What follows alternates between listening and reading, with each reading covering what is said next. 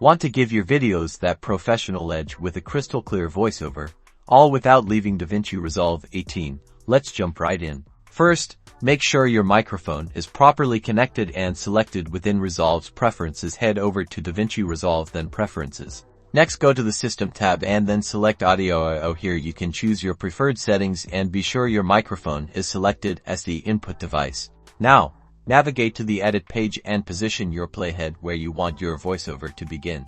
Next, switch to the Fairlight Page ARMA track by clicking the Record button. It will illuminate red once selected. You may need to add a track if you don't already have one. Before you start recording, do a quick sound check. Speak into your microphone and adjust the input level using the track fader or input control, ensuring the meter peaks between 12 and 6 decibels to avoid clipping.